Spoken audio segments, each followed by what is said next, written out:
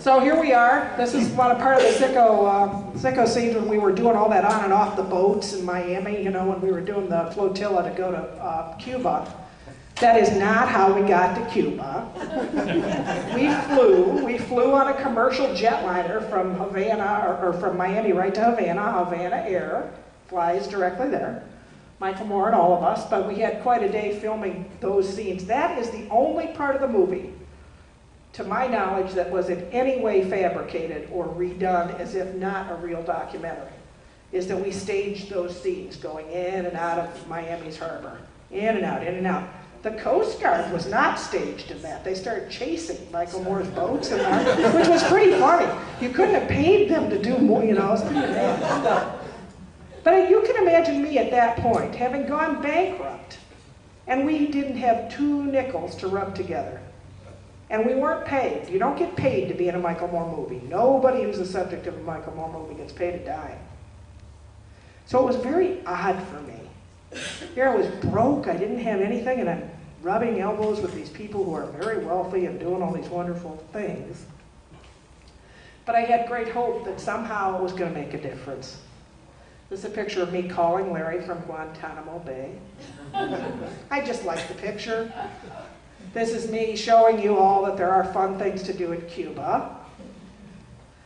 These are kids playing music out in front of a church in Cuba. I, like many of you, didn't have a lot of knowledge about Cuba except from the Cuban Missile Crisis and all the fear that went along with that, all the terrible communist stuff they are, right? They have more churches per capita than we do in Cuba. They certainly have a more humane healthcare system, I'll promise you that. And Michael Moore's folks never asked us not to talk about that healthcare system. In fact, they definitely encouraged us to do so. These were some young men on the street in Santiago, Cuba, who I had just been admiring the flowers on the wall. There was a little pub back there.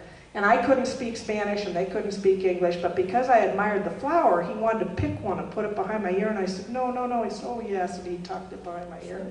It was just a very cute moment of some kind of nice humanity. This is me and 3 of my doctors. One of the things you'll notice, not to mention that I was thinner, but remember it was post-cancer time, which is interesting for me to be a little different. But those 3 doctors, 2 of them women. Cuba also does have almost exactly the same number of women doctors as they have men. And you don't realize how different that feels and looks until you're in that system. You know, we always think we have, and we do have advances in having more women doctors, but not nearly parity in terms of having equal numbers. It's very, very different. And these doctors are very engaged with you, not all the time, but there's always a doctor on the floor of every hospital floor in this urban hospital in Cuba. 24 hours a day, there's a doctor on the floor. And we were in rooms with 3 other patients, so we weren't treated, we weren't pampered. And Michael Moore's folks weren't there all the time. They would leave and go do whatever they were doing to film and be out in the world, and we were there to get treated, and we did get treated. But one of the things I so vividly remember is when we checked into the hospital in Havana, and all they wanted from us was our name and our date of birth. That's all they were asking of anyone on check-in, was name and date of birth. I felt gut punched. And that just caught me off guard. It just really caught me off guard.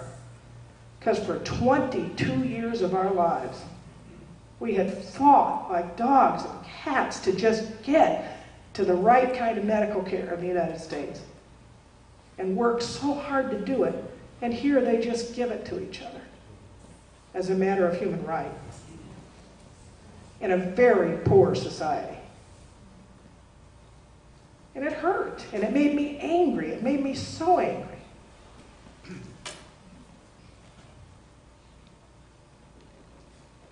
There's Michael standing there in our room. You see the tape on the windows? They still think that putting tape on the windows might keep the hurricane from blowing them in.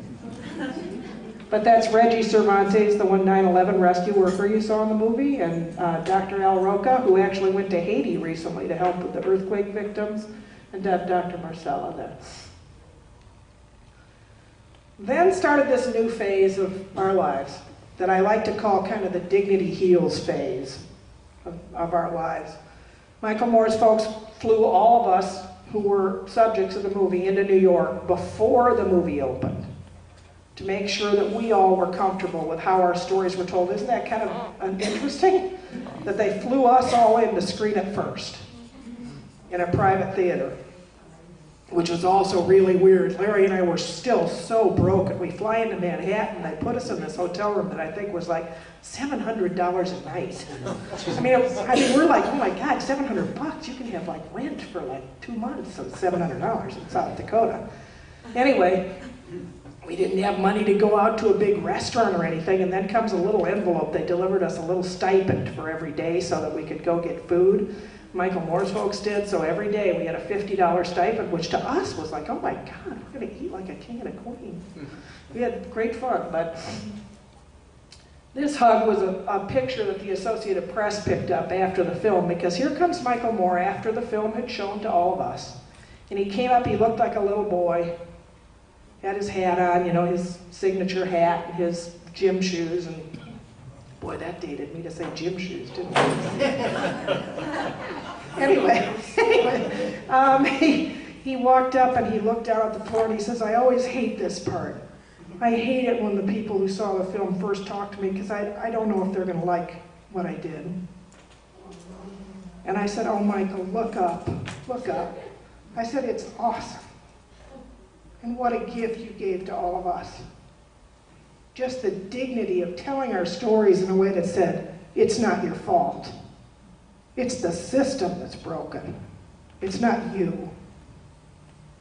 Because for 50 years of my life, my training was that if you work hard enough and you care hard enough, you can conquer anything, right? Isn't that what we're all told?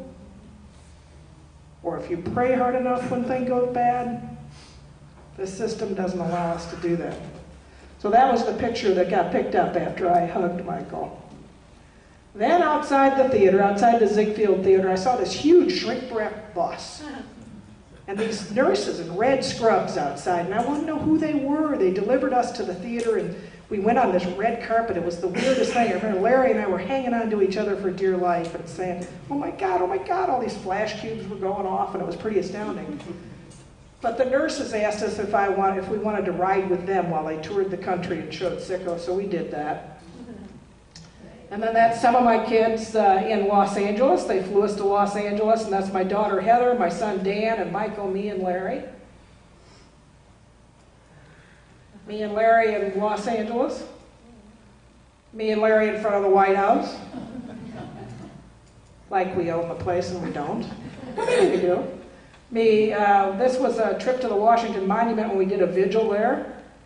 That's me and Tom Daschle and Larry. Larry always says, man, if you two could have just shoved me out of the frame, you would have. And that's sort of